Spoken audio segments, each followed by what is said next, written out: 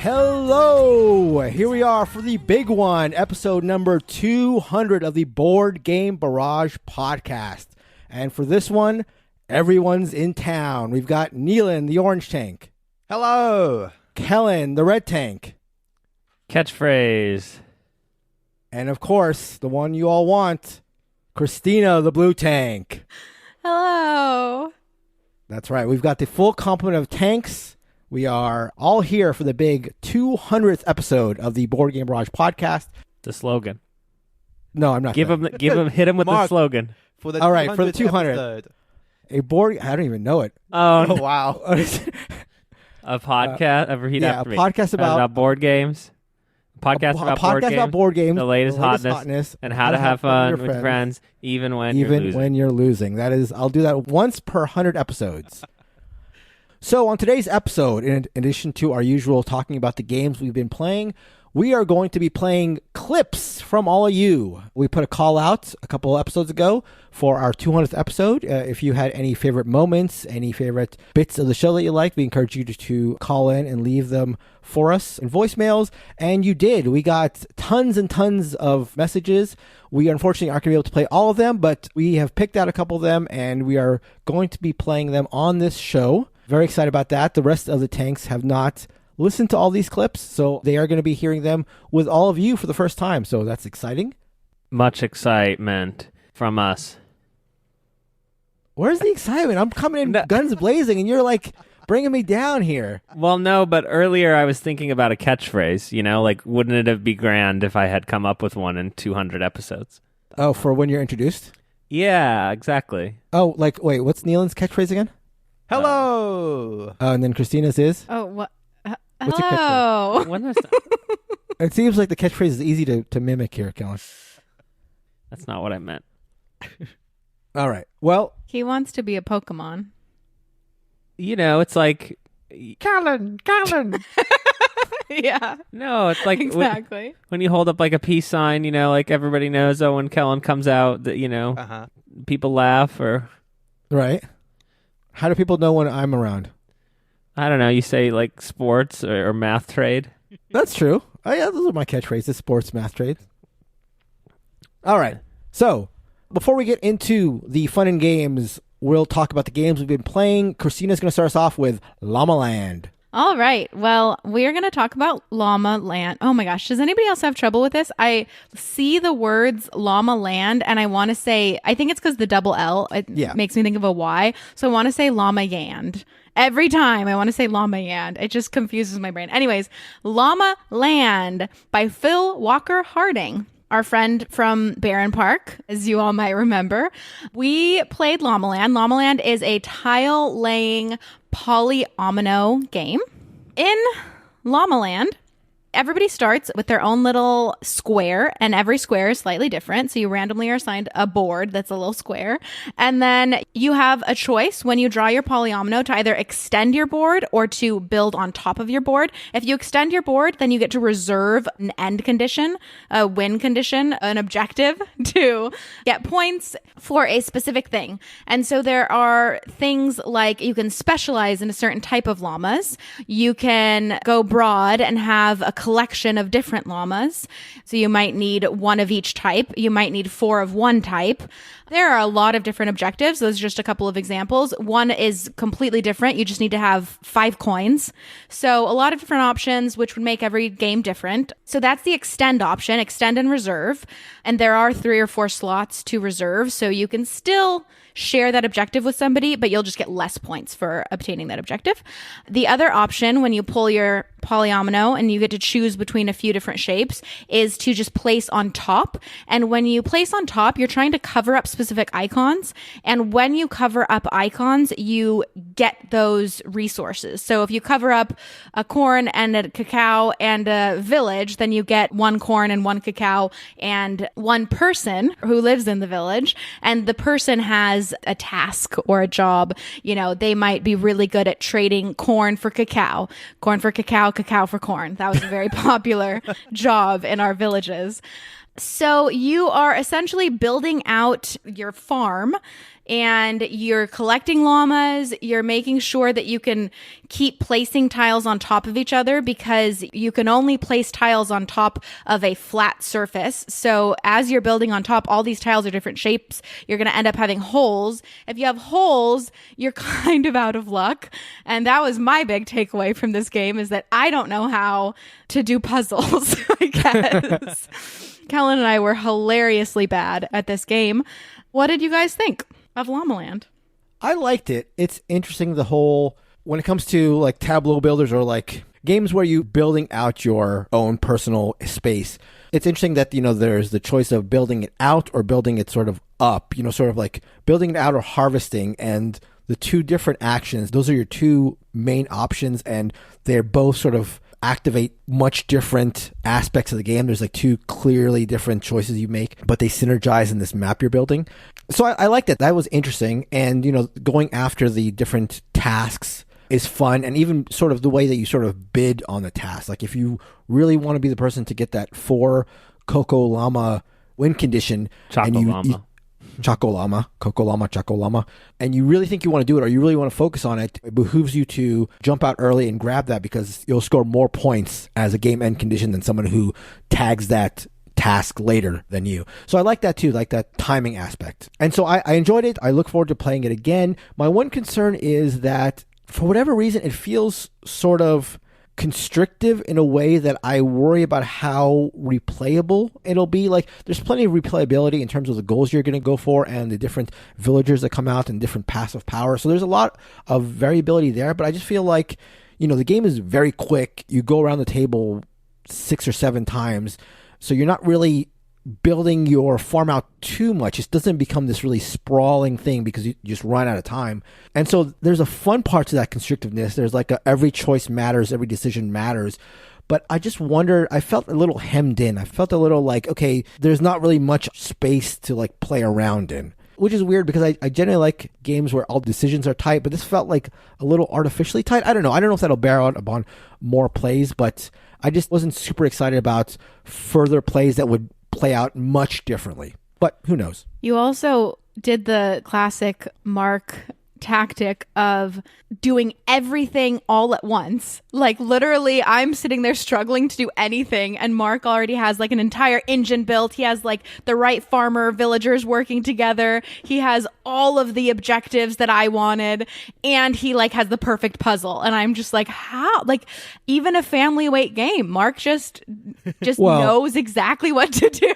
While believe me, I appreciate that to no end. I did, however, unfortunately lose to Neelan. So for as good as my engine was, his was even better. Yeah. Oh, I'm sorry, Neelan. I did think Mark won. That's no, how that's impressed. fine. I think everything you said is fine. I think everything you said is perfect. Performance. In fact, you should say it again. There was this funny moment like early in the game where exactly that happened, where it's like, okay, we'll cover our tiles. Okay, I'll take a cocoa and a banana. Then Mark will be like, okay, I get 3 cocoa, 1 banana, a coin, and a village person. I'm like, how are you doing that? Like, the best thing about that was like I was taking bananas in a game that doesn't have bananas. that was my favorite part. Yeah, were you confusing the potatoes or the corn as bananas? That's what I'm wondering now. That could be why you lost, to be fair, Mark.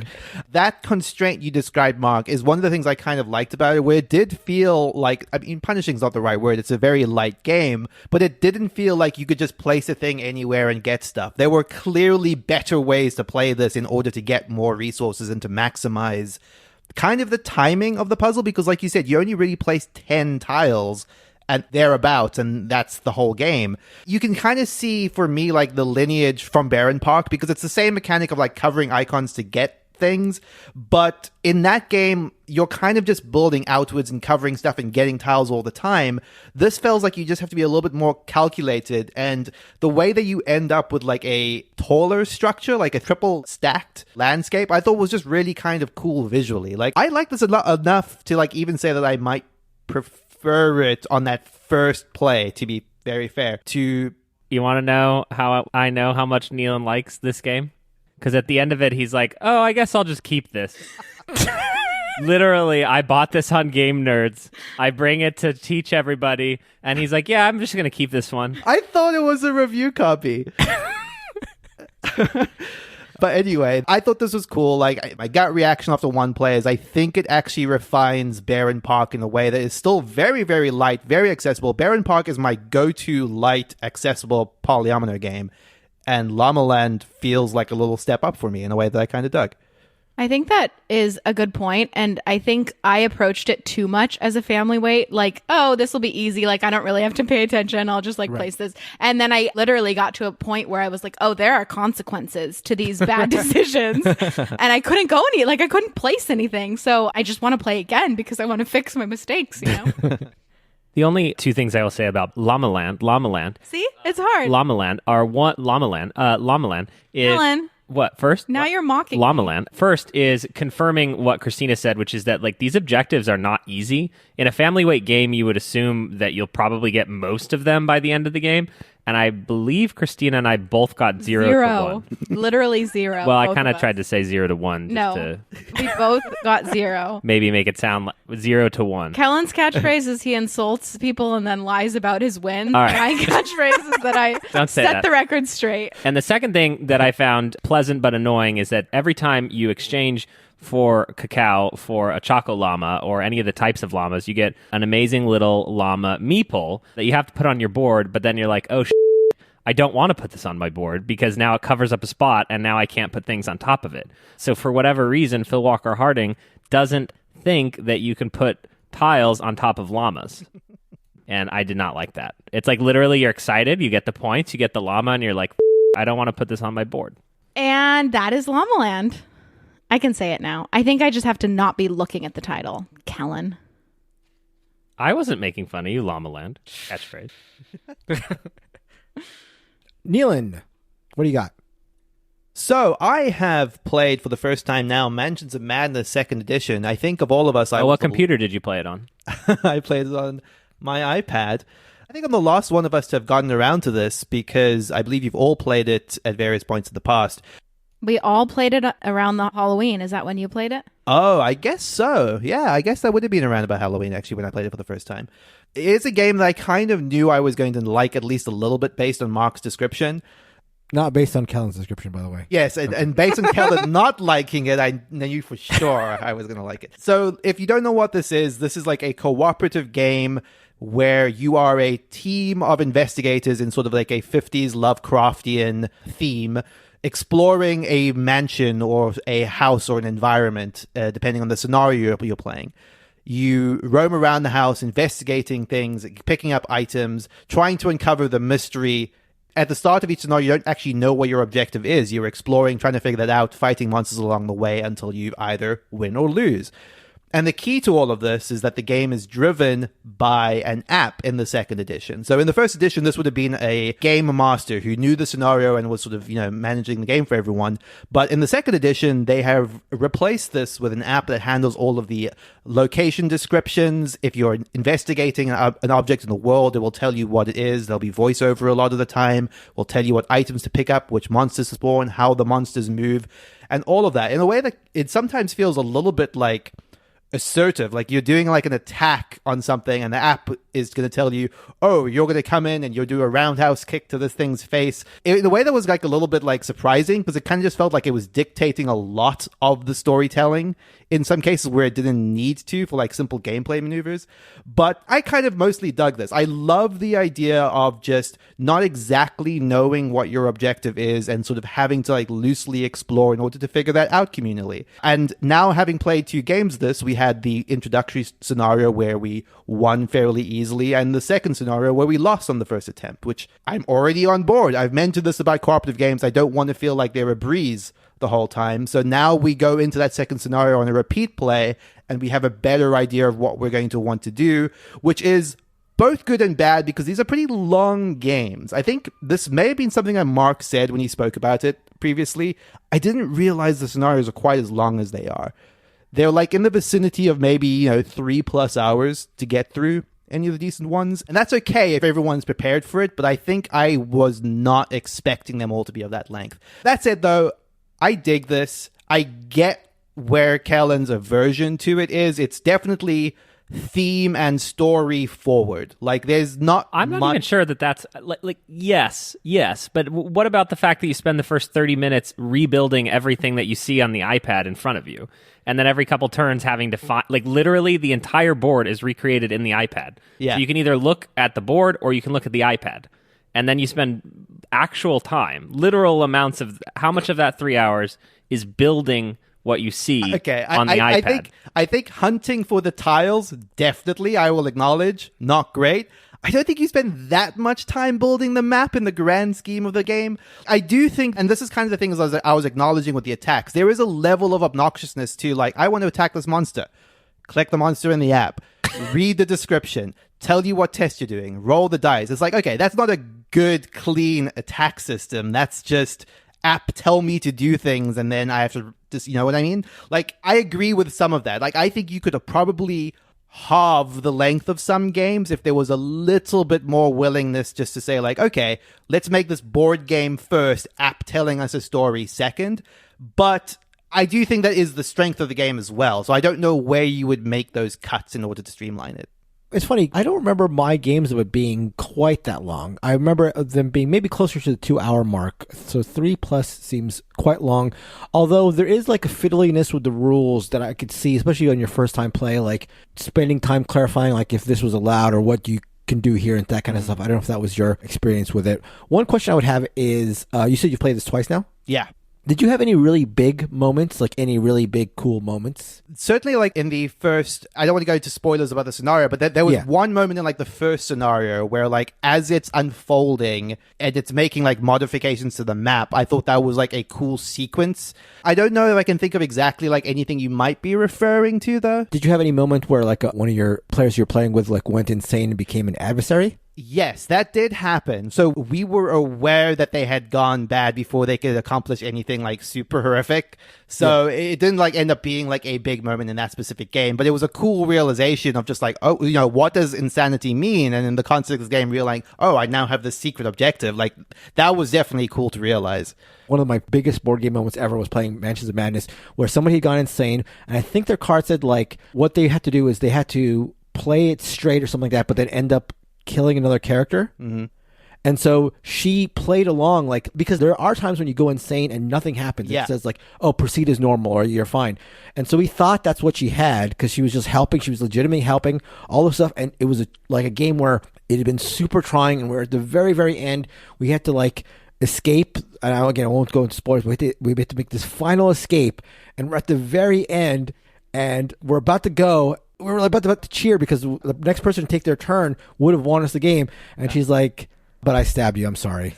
And we're like, what? And she flips the card over and it said like, you win if you kill one of the other players at the table. And we were just like it went crazy. It was like such an amazing moment. That's great. I literally stabbed us in the back at the very end. It was just an amazing. That's unfathomable. What is that? Unfathomable is a recreation of what game? Yeah, it's the new BSG remake. BSG, right. No, I just know big words.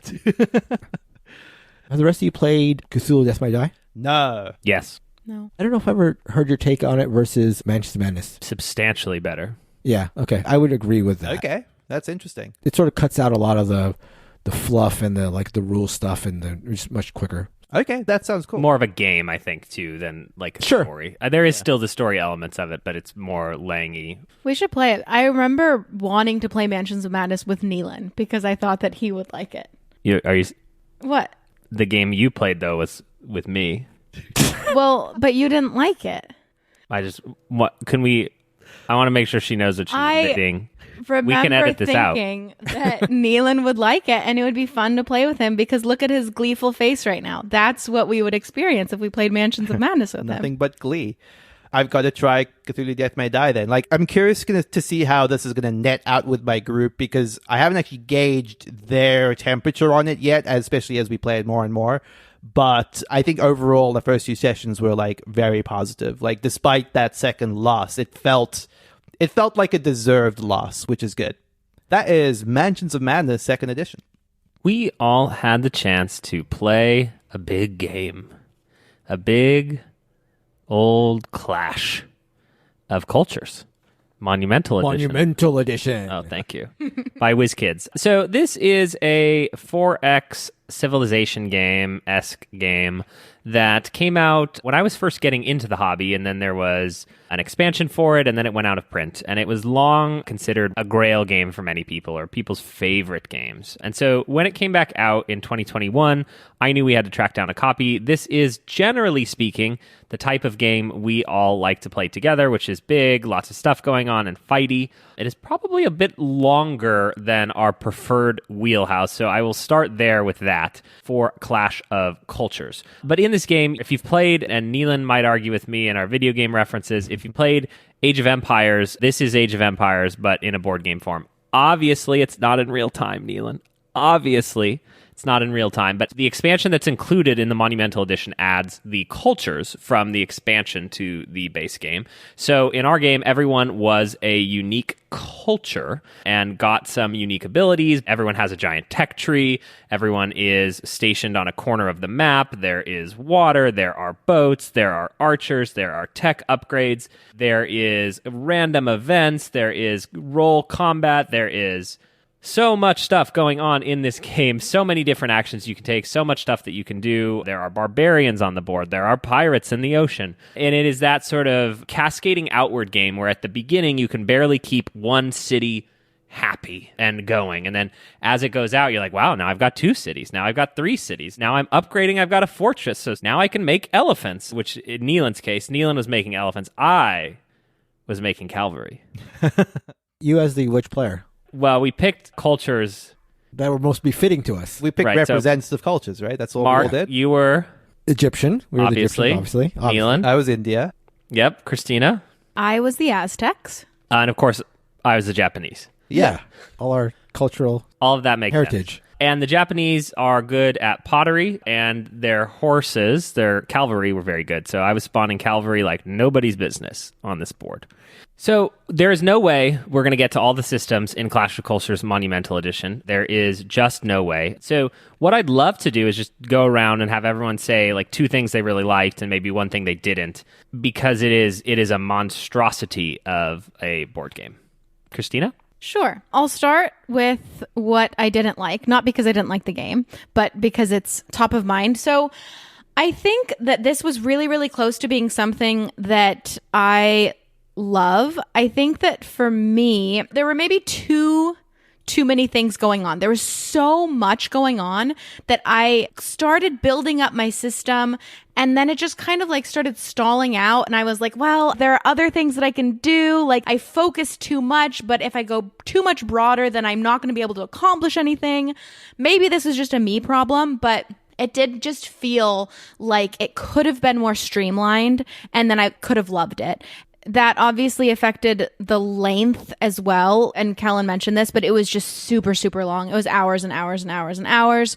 And there were definitely moments that felt fun, but it wasn't fun enough for the amount of time that we invested into learning and playing. And so that's what I didn't like, was that it was just a few too many things going on. The tech tree was not, again, it just was not fun enough. It was like I unlocked things that made sense for my culture, but it didn't feel as satisfying as tech trees normally feel to me.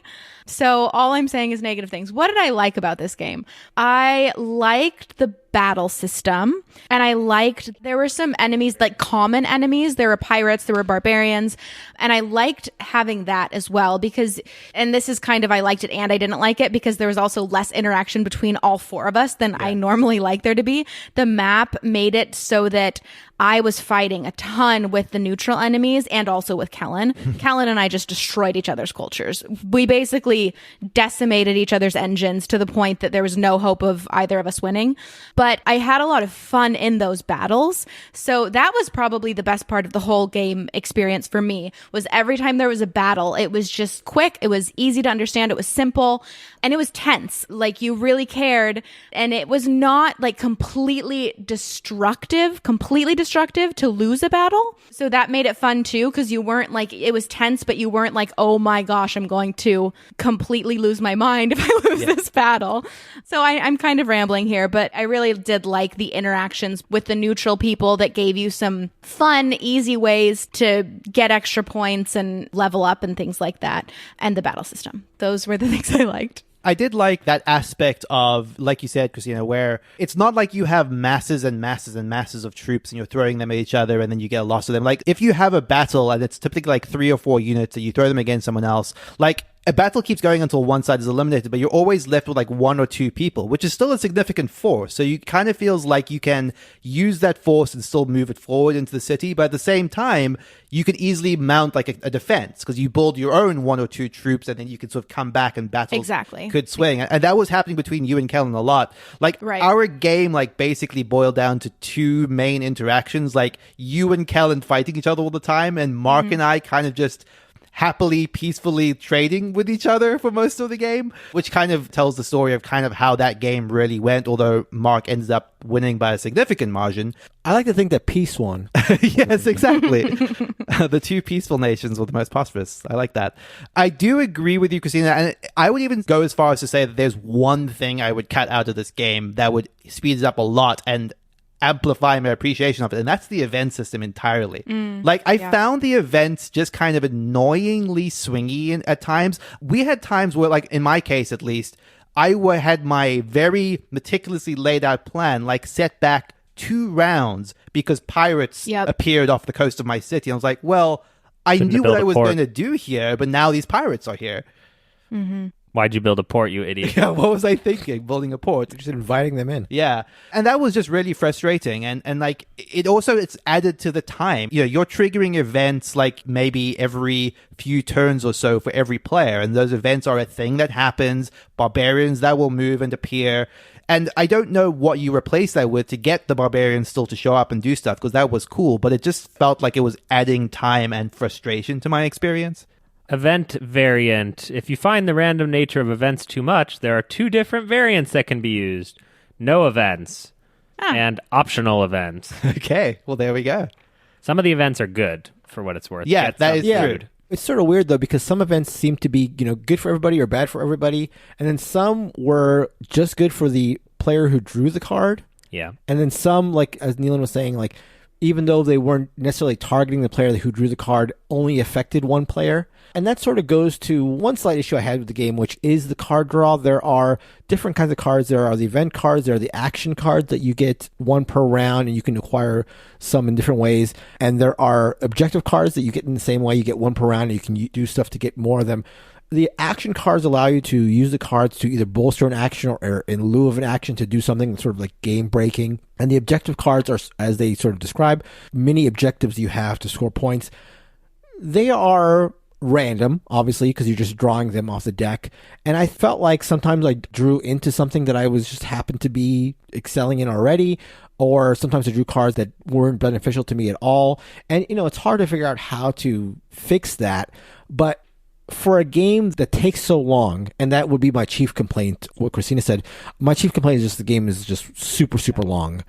And I don't know if you get the fun per minute that you want for a game that is that long. But for a game that's that long and the winning score is fairly low, for you to just draw a couple cards that happen to work for you can really sort of swing things, what feels like unfairly, I think. It is definitely a game of discovery. You have to be okay with that sort of discovery. And I think the person who this sounds interesting to is going to dig how many different cultures there are in this box that we didn't even open. I'm pretty appreciative of the fact that you can definitely pursue different build paths that feel like pretty disparate from each other, that would probably vary from game to game. But at the same time, like, one of the technologies is literally tactics. Now you can move your army units. And I was like, wait a minute, what? Everyone's like, I have to research this before I'm allowed to like move my level 1 army unit. It was so funny. I really liked the objective card system because at the end of each age, you draw a new objective, and there are 2 objectives on it, so there's a little bit of randomness mitigation. One is primarily driven through combat, the other through something that you do on the board. And I liked the ability to, as the game went on, my options for objectives got larger and larger because you just keep all those objectives in your hand.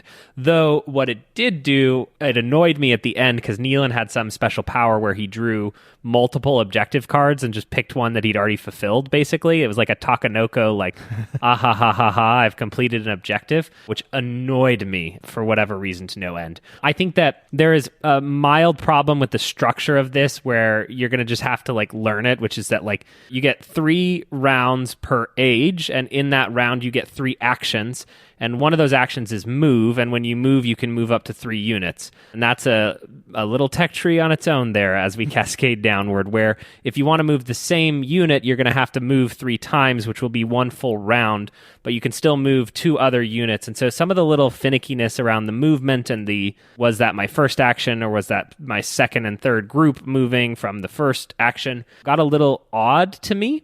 And then the last thing, I really liked the concept of a city could be happy, neutral, or sad or mad at you. And so when you took over someone's city, which Christina and I did constantly, the city would immediately become mad. And how that works is that when you activate a building, you can only on a round activate a building once. And if you activate it twice, you lower its happiness. So I love that idea that like you can sort of crush the city if you want to get that little extra bit, but you're going to make them unhappy. I thought that was clever and silly and perfect for this style of game. Especially since I specialized in happiness, so it was very easy for me to make things happy.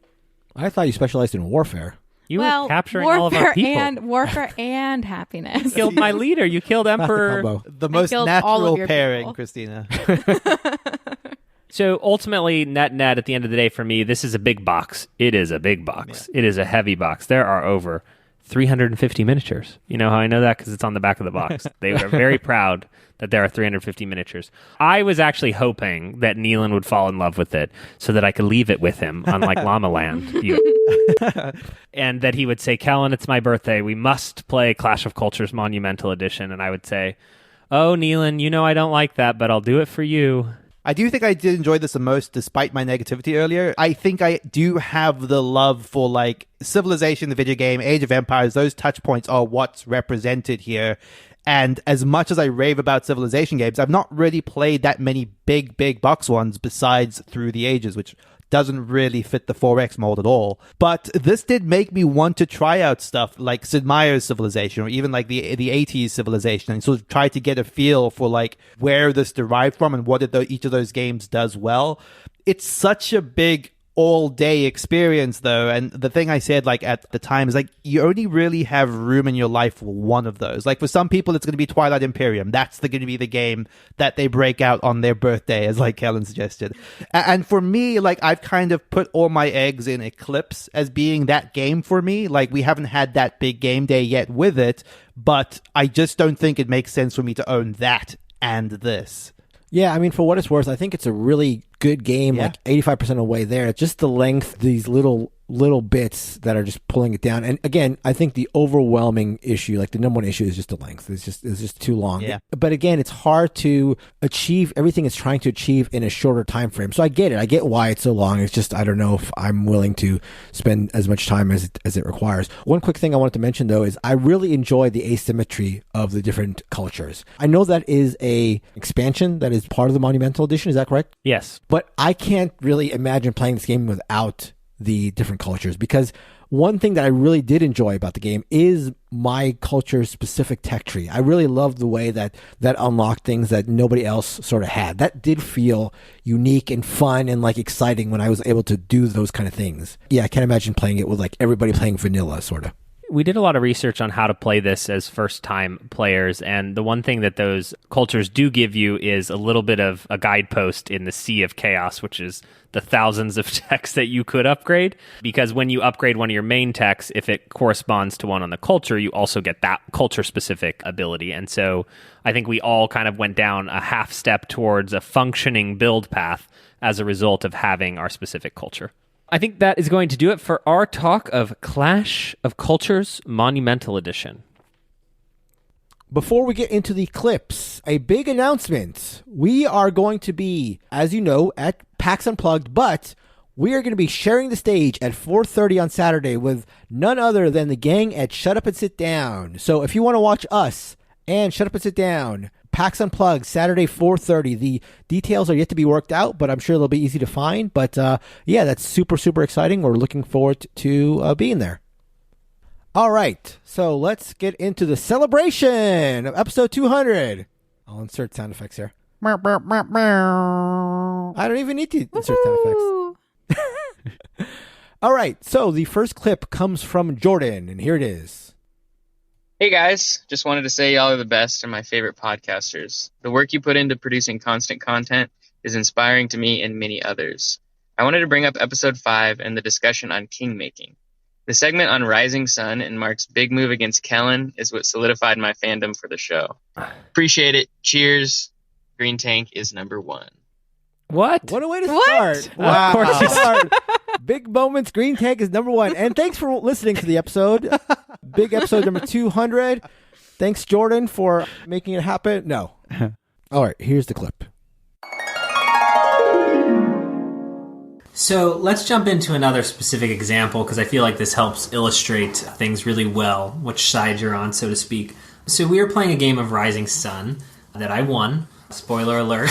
So everyone's on the same page, despite Neelan's. I feel like many people are tuning off the podcast after hearing that. After hearing that. So going into the last turn of the game, or the last war phase of the game, and Mark was going to be unable to move any of his forces, which meant that he was in no battles. Right. And Mark and I were sort of jostling for first and second place, and it was pretty clear that one of us was going to win. Or yeah, at we least were most likely. Most likely to win. Yeah. Christina, who usually wins, was in a distant fourth place, Right. or near the back of the pack. And Mark realized that he could not do anything with the coins that he had, which are only used as sort of like battle fodder. Right. And so literally, without negotiating anything, without saying anything, right before the trade phase is over, he just gave all of his coins to Christina. Right. Without a negotiation, without a trade. And then Christina went on to wreak havoc in the battle phase. Battle after she won every battle, I think, or she may have. It was close. I mean, definitely like a couple of really good fights that were like, key territories for us. I lost every battle in that phase. Still won the game, so that is part of the discussion. Yeah. But after the game, I was sort of just struck by, while technically in the spirit of the rules, which is like you can trade, this is a trading game, you sort of threw a huge Hail Mary that had such a big impact on the game, and you didn't know whether it was going to work or not, and it sort of felt like, it reminded me of that moment, when you're playing Monopoly or a Bonanza with a couple, and one of the couples just gives all their money to their partner, who, if two people are working together, the game is broken, and one player will always win. Right. And so I felt sort of unjustly attacked in a king-making sense, and this led to a huge debate where no one agrees with me, just to be... Right. You guys can jump in with how you felt about that action. Yeah, I mean, I felt like it was the only move I had in the game. So I was in no battle. So basically, as Kellen mentioned, I had these coins that are only used in battle, and I wasn't going to be in any battle. So I had no reason, I had nothing to do with these coins. So in my mind, I'm trying to do anything I can at this point, even though I'm not going to be actively involved in the war stage. I'm trying to do anything I can to rein Kellen in, because I think he's my biggest rival in terms of winning the game.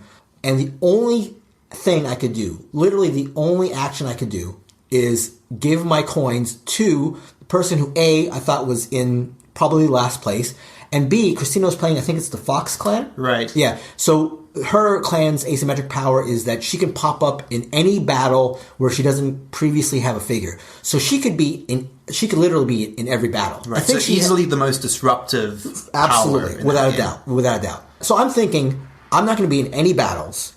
Christina can be in every battle. Christina is probably not a threat to first place to me, and Kellen is clearly my biggest threat to first. So what can I do in the position I'm in to try to win the game?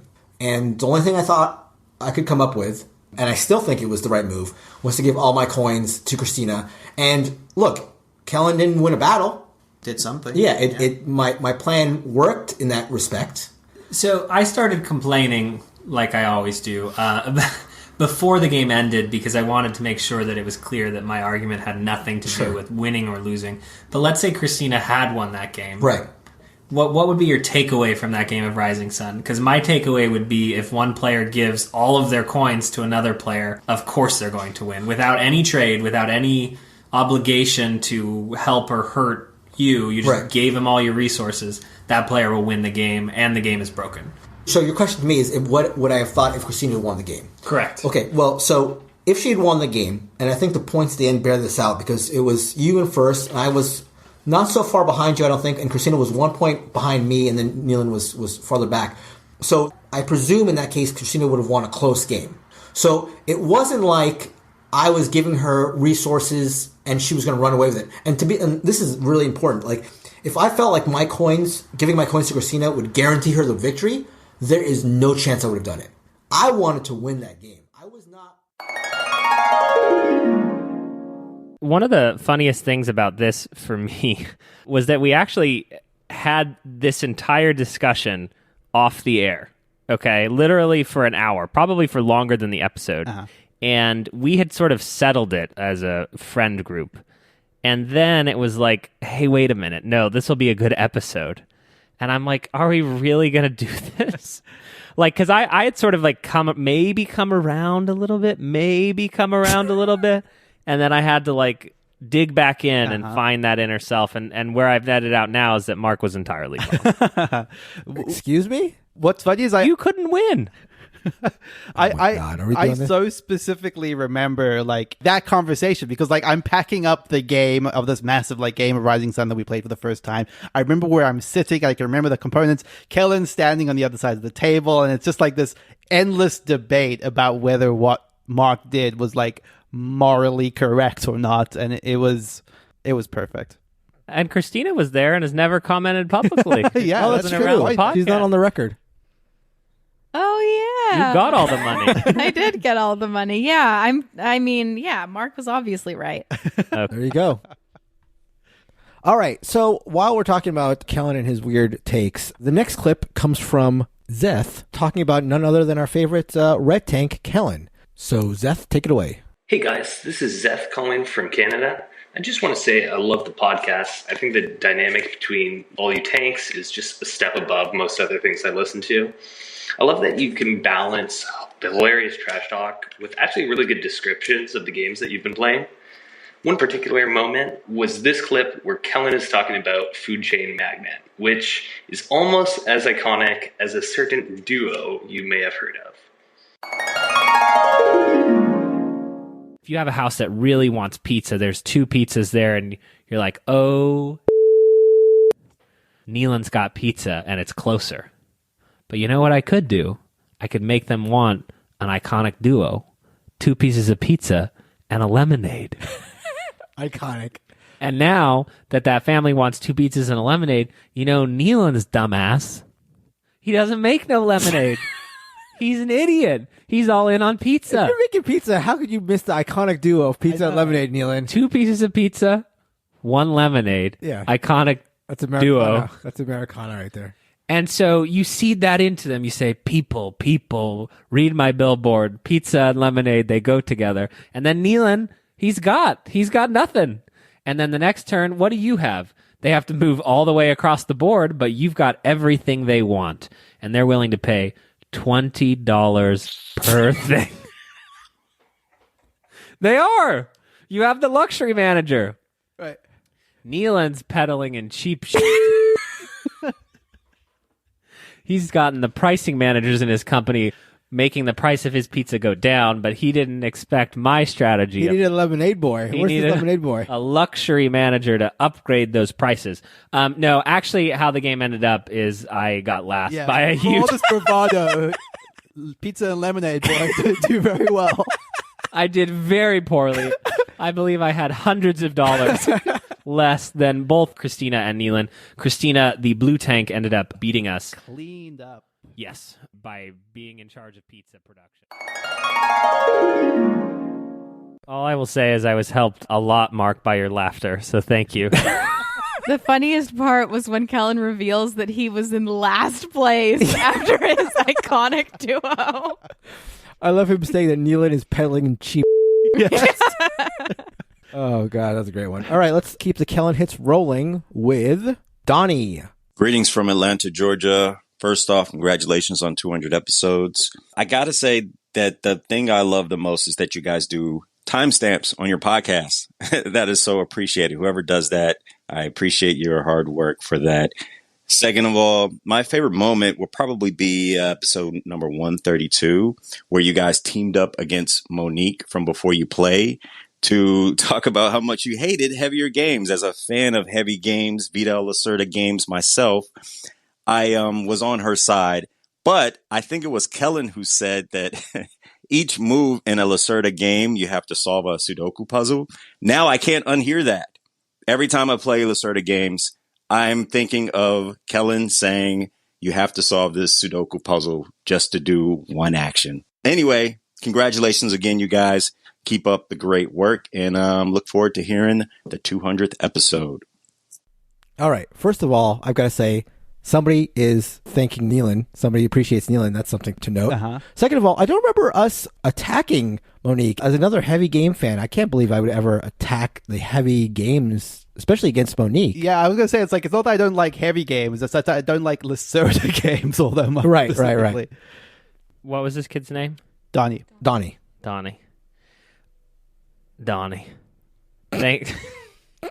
Thank you for the kind words. What is funny is actually Monique and I have spoken since that record about that concept of solving a Sudoku puzzle on every turn of a Lacerda game.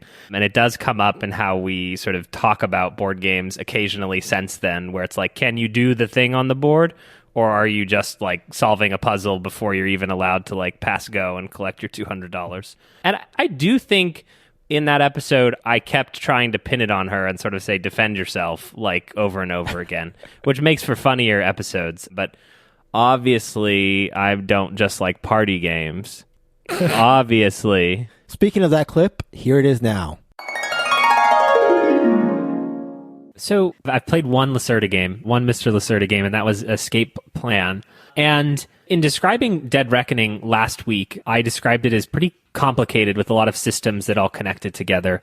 And someone got on our Discord, which you can find at boardgamebarrage.com/Discord, to argue with us. And they said, what's up, Kellen? You know, Dead Reckoning sounds complicated, and yet you hated on Escape Plan. You know, what is the difference there for you? And then a listener, Onway, came in with an example that I love, that blew my mind. So in many games, it's like, I want to go to the depot. And so therefore, I move my character to the depot, right? But in a Lacerda game, what actually happens is you say, I want to go to the depot, but I have to solve this Sudoku puzzle. And then if I solve the Sudoku puzzle, then I can go to the depot as long as exception 1, 2, 7, and 9 are not in place, in which case I have to go to the depot by way of this other Sudoku puzzle. So does that track for you, loving Lacerda? And also, can we maybe find a Lacerda game? I'm willing to try, right? I'm willing to try because, you know, you seem intelligent. And so, you know, like there's got to be something there that I'm missing. But for me, the game is playing with the people. And if you want to do Sudoku, well, you can do that on your own time. No one brought up parallel play? Yeah, nobody brought up parallel play. Okay. And finally, Alex, who is Soundmerc on our Discord. He is a long-time listener, long-time Discorder on our Discord at boardgamebarrage.com/Discord. How many times can I say Discord? Mm-hmm. He brings up one of my favorite Kellen moments of all time. I think one of the funniest moments we've ever had on the show. I listened to this again in preparation, and I just could not stop laughing. So Alex, tell us about that moment. Hey guys, congratulations on hitting episode 200. Just wanted to thank you for making my Thursday something to really look forward to and for giving me something to listen to while I fill out paperwork in my office. Your recommendations always have influenced my collection for the better, and every episode really gets me amped up for upcoming game nights. My favorite memory by far was episode 36 when Kellen had an inspirational quote to read for Neelan. That whole episode was a work of art. For those of you listening who are newer to the podcast, that's the moment where Kellen just turned a new leaf and continues to be an absolute gem of a human being towards Mark and Neelan for about 164 episodes after that. You'll see what I mean when you dig through the older ones. Anyway, keep up the good work, guys. Looking forward to see you around in upcoming conventions, and here is to 200 more. Thank you, Alex. I think without any further ado, we have to play this clip immediately. So here it is. Do you own this? No, I don't know anyone that does even. You just gotta get your dreams, man. Yeah. You know what I'm saying? Reach out and grab them. Can I share something? Sure. I just wanted to share a quote that makes me think of Neelan. Be soft. Do not let the world... Do not let the world make you hard. Do not let pain make you hate.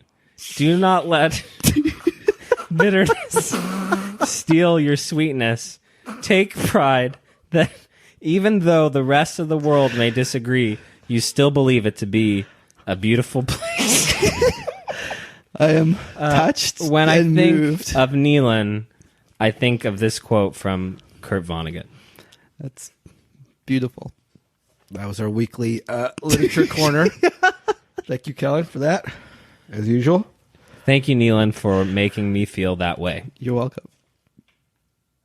Okay, so number 6, shifting gears violently.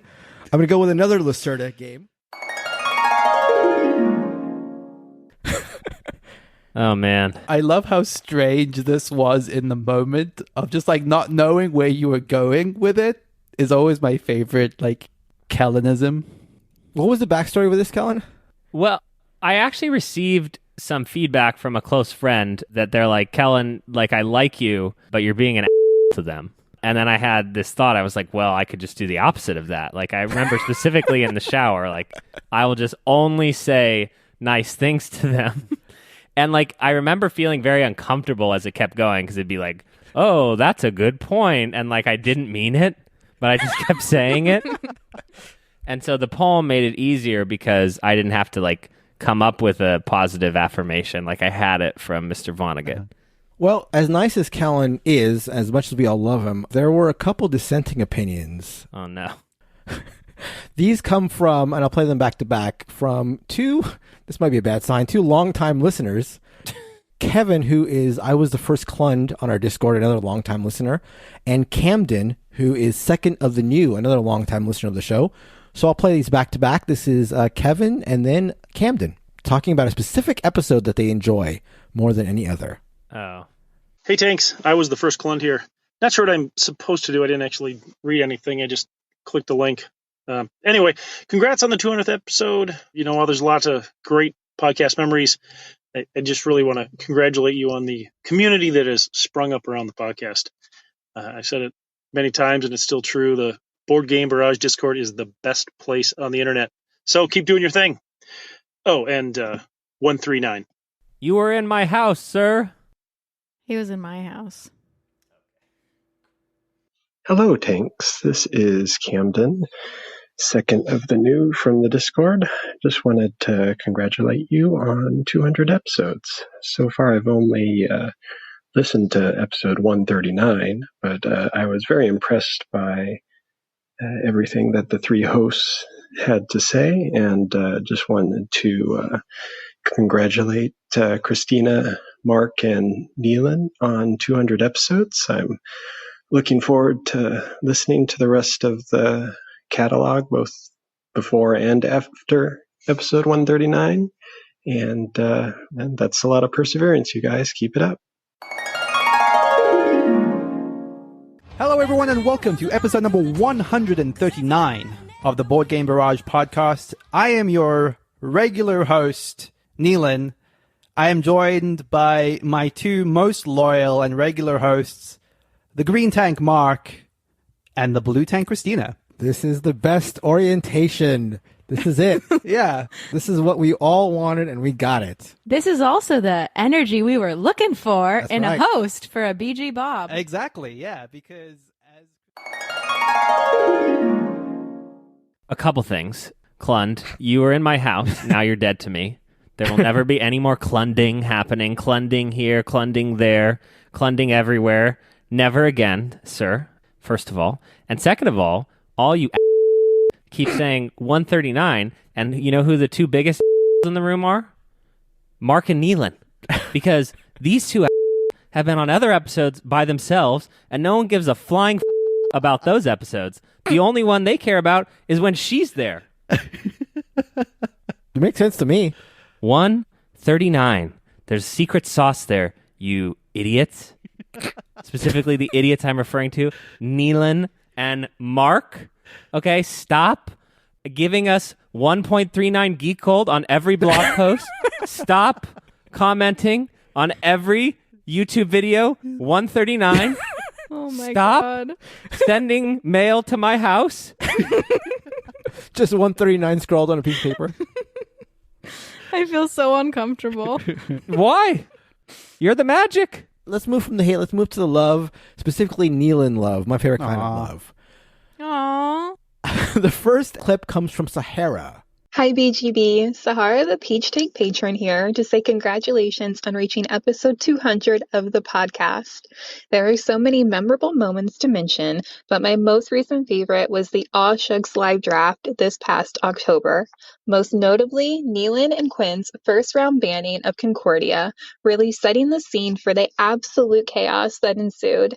I loved the audience reaction, and of course, Mark's dog Chloe stealing the show. Thank you, Tanks, for continuing to put out the board game content that we love to hear. I feel like I will never live down how spectacularly badly that draft went for Quinn and I.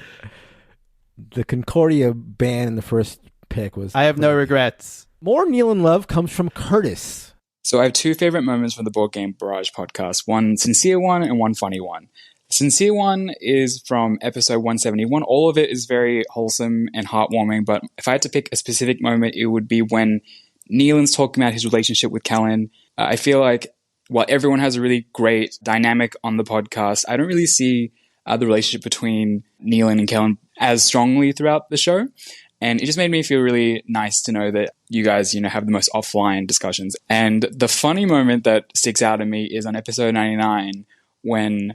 the whole podcast is nearly done, and Mark has not been on the podcast the entire time. He's been on every other episode, and everyone made a big deal of this is the first episode, he's not in it.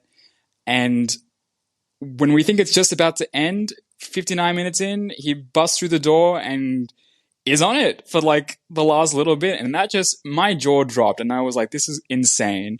So those are my two favorite moments. Congratulations on 200 episodes. Mark, you are very good at jaw-dropping comedy moments. Thank you. That's what I trained for. But before we talk about me, Neelan, that moment from 171, I would encourage anybody who's looking for a sweet episode. We've all been feisty here, but episode 171 is where we talked about how much we love each other and what we love about each other. So I would recommend anybody who wants to hear a more lovey-dovey episode to check out 171. I will specifically play the moment that Curtis mentioned right now.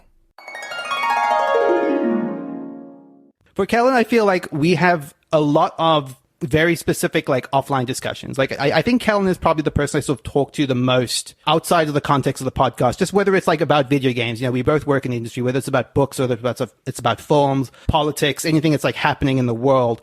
And I feel like that dynamic travels with us whenever we play a game. And there are these shared conversations that sort of come up in the context of playing a board game that I have with Kellen that I don't have with pretty much anyone else.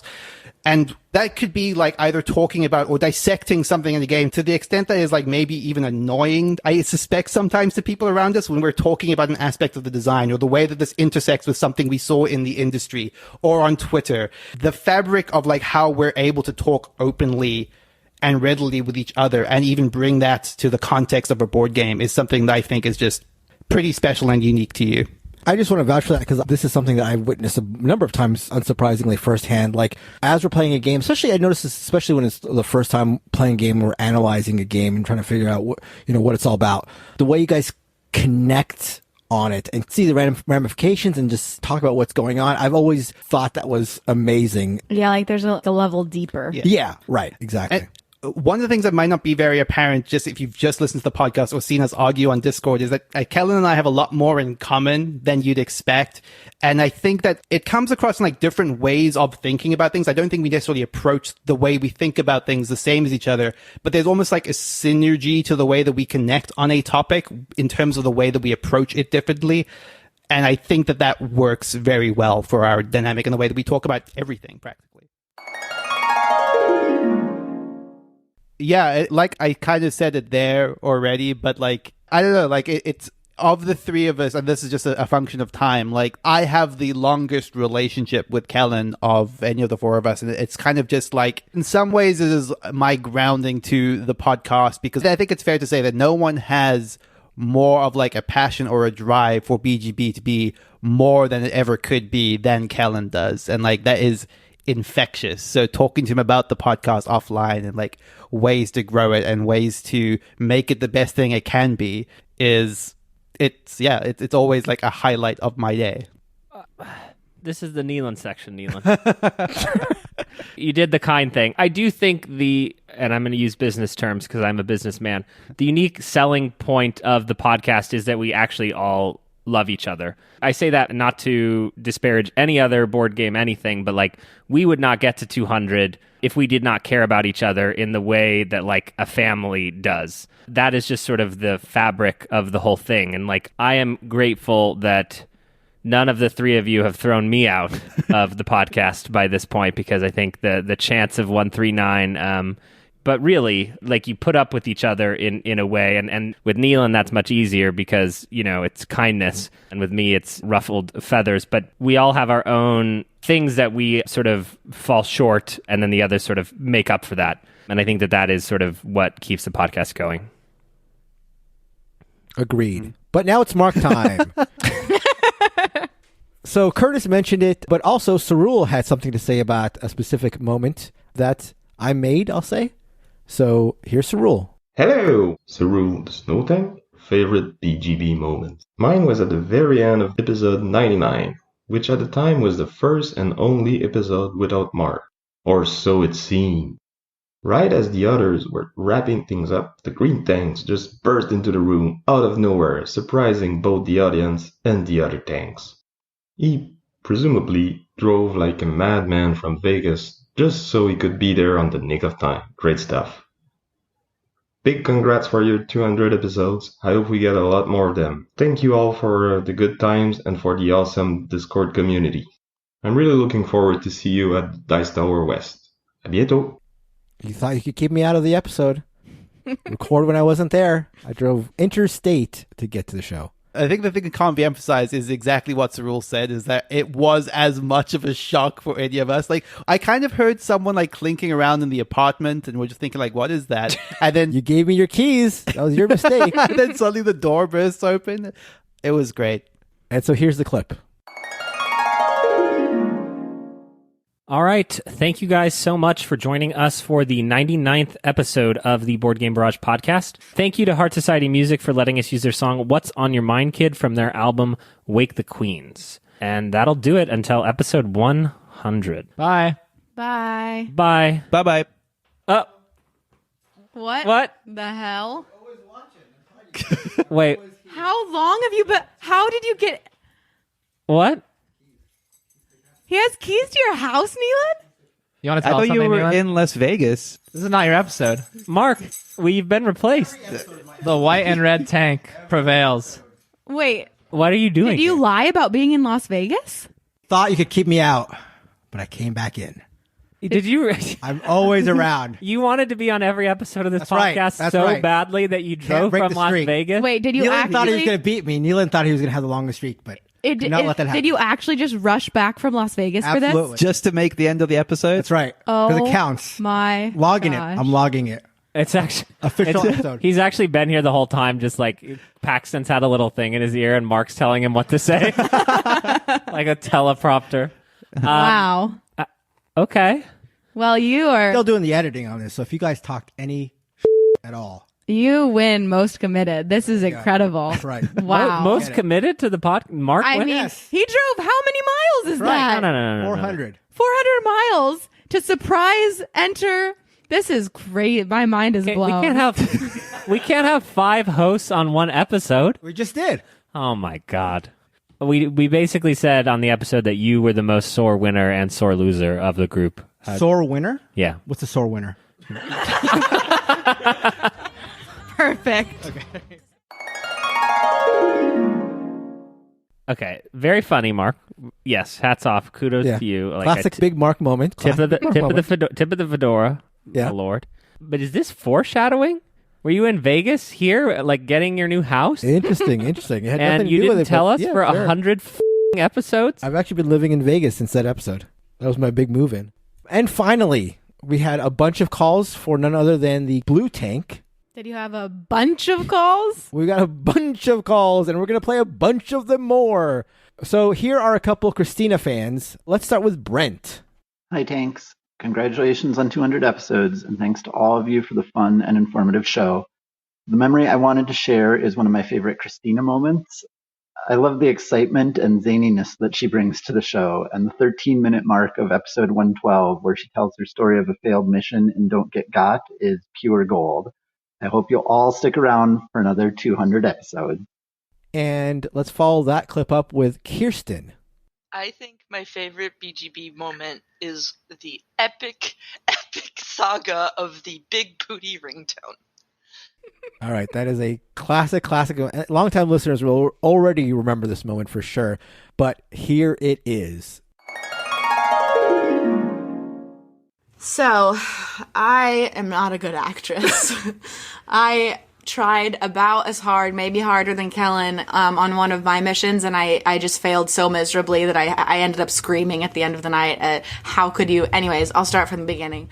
So, my mission was change your ringtone and get somebody to comment on it. And, you know, in this day and age, who has a ringtone? We all have... All of our phones are on silent. And so I'm thinking, it's like, okay, well, this, I guess it could work to my advantage because I never have a ringtone. So maybe they'll notice that it's a ringtone. And then I'm like, but it has to stand out. It has to be something really noticeable. So earlier in the day, part of one of Kellen's challenges, he kept saying big bottles, big bottle, big bottle, big bottle, big bottle. And then, and so Big bottle. And so then it turned into a meme, of course, and then we turned it into big booty, big booty, big booty, big booty, big booty. Apparently it's a song. I didn't know the song, but I made an excuse, left the convention to come up to my hotel room, and immediately started Googling big booty songs. There were some inappropriate videos that I ended up seeing, but I eventually found what I was looking for. There's apparently a Jennifer Lopez video about big booties. I would not recommend the video if you have children anywhere in the vicinity. It is quite aggressive. Anyways, so I paused the video, you know, like 30 seconds in. You only need 30 seconds for a ringtone. I learned a lot about ringtones because I spent probably about 30 minutes researching how to like cheat your way into turning a song on your phone into a ringtone. I do all the right steps. I'm watching all these YouTube tutorials. I download like so many things, and it just, in the end, there's like one thing that doesn't work out. So I switch to another tactic. I download an app.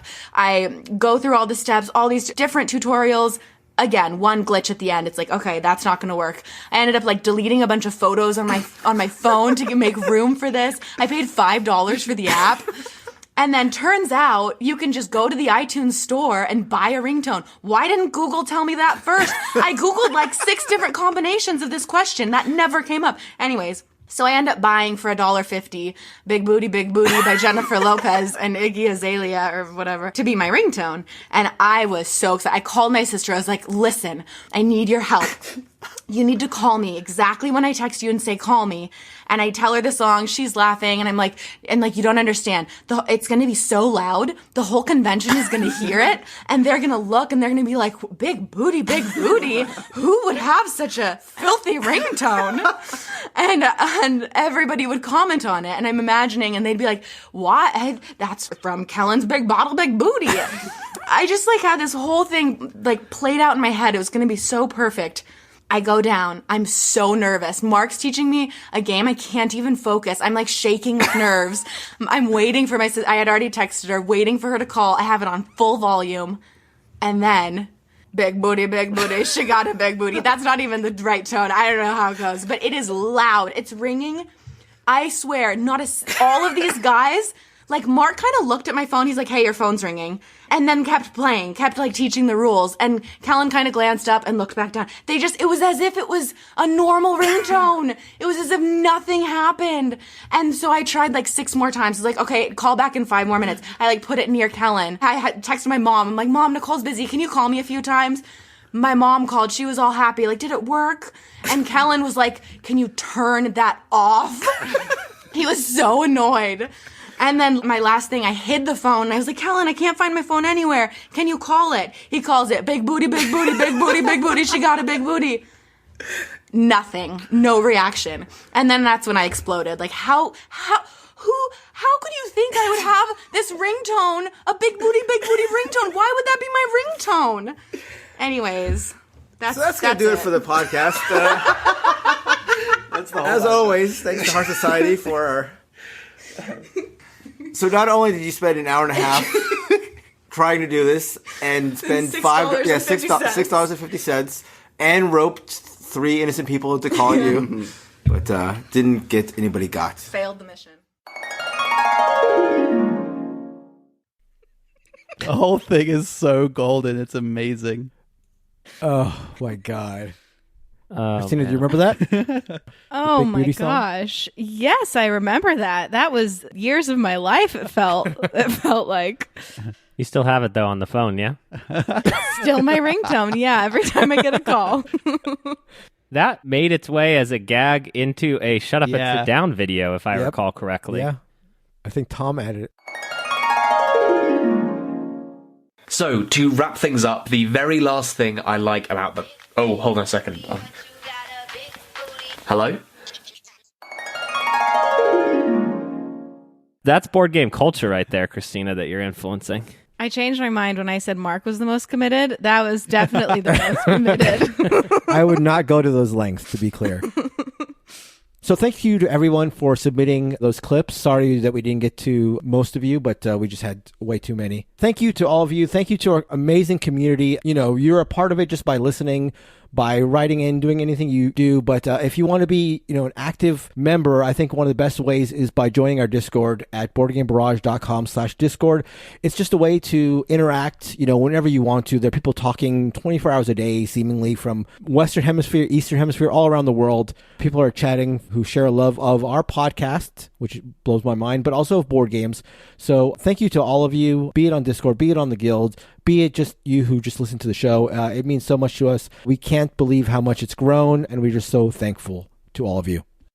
Obviously, I echo, and I'm sure we all do all of that. You are all what makes this worth doing, and thank you. Thank you so much for being a part of this amazing, amazing community. Yeah, thank you. Thank you all. Obviously, none of us would have made it here to 200. Well, we may have kept going if nobody was listening. Who knows? But the community that you all have built has made it so much better than it could have been. And I was the first Clondir, always welcome at our house. Don't listen to Kellen. Those are your parting words? We don't look back here on the Board Game Barrage podcast. Thus invalidating the entire premise of the episode. Yeah, it's hard to put into words how important this has been. I think life is hard. I don't know. I feel like I've been through a transformative set of years with some of the best friends I've ever had. And I have 200 episodes that I can go back and listen to. I freaked out a couple weeks ago and I went through and downloaded all of them and put them on my server. And it's a family, and even I just heard Paxton, my brother, and that means a lot to me as well. And when Mark came in and he tried to be just like me with his jokes, replying to Mark, which I loved. But thank you for being a part of the show with us and being on the Discord. Yeah, it means a lot. And finally, one last voicemail from another longtime listener, a longtime Discorder, Nate. Longtime listener Nate, first time voicemailing. Congratulations on 200 episodes. Incredible. I happenstance upon BGB back in May 2018 and haven't stopped listening since. The three of you truly make the show what it is. Kellen's cynicism and honest desire to see games be more is wonderful. Nealon's precise and eloquent breakdowns of games are some of the best in the business. Mark's wit and knowledge about board games is unparalleled. You all stepped into a somewhat crowded board game podcast scene and immediately made your mark. Your show format is exquisite. The lively banter makes viewers feel like they are at your table. And the editing to maintain the tight, timely show is uncanny. I'm glad you all have found the success you all deserve In my eyes, BGB is the pinnacle of board game podcasts. Is it the best for everyone else? Well, who can say?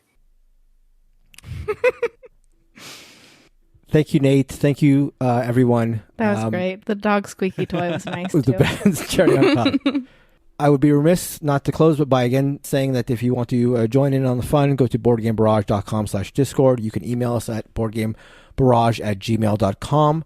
We're on all forms of social media. You know where to find us. Just a reminder that we'll be at PAX Unplugged December 10th, 11th, and 12th for anybody in the area or interested in going. And finally, a big thank you, as always, to Heart Society for our intro and outro song since episode number 1, What's on Your Mind, Kid, from their album Wake the Queens. And though we are here celebrating our commitment to 200 episodes and our longevity, just a reminder that we are going to, as is our tradition, take next week off for the Thanksgiving holiday to celebrate with our family and friends. So absolutely, positively no episode next week. But we will see you in 2 weeks. Again, no episode next week. Goodbye. Bye-bye. Bye. Catchphrase.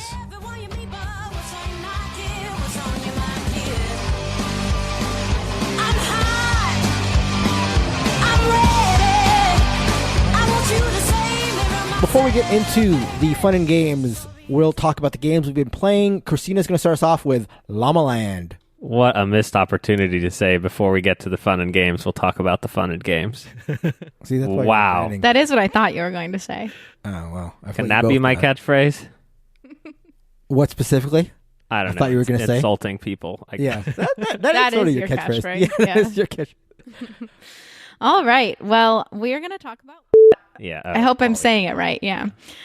You didn't stumble over Polyomino, but you did stumble over Llamaland. Land. And you stumbled over stumble twice in a row there. So that is an outro.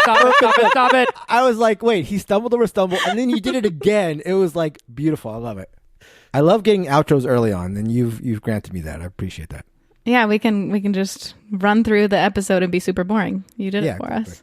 Catchphrase. All right. So... Thanks, Jordan, for making it happen. No. Okay. Wait, was it Jordan? Why'd you label it Jordan and the person said Curtis? Oh, did he say Curtis? Did you say Curtis? I heard Jordan. I'm replaying it. Yeah. This person did not share a name, and I heard the name Curtis. Is that what I'm getting? Apparently. Yes. Great. Okay, so... Maybe you missed Kurt.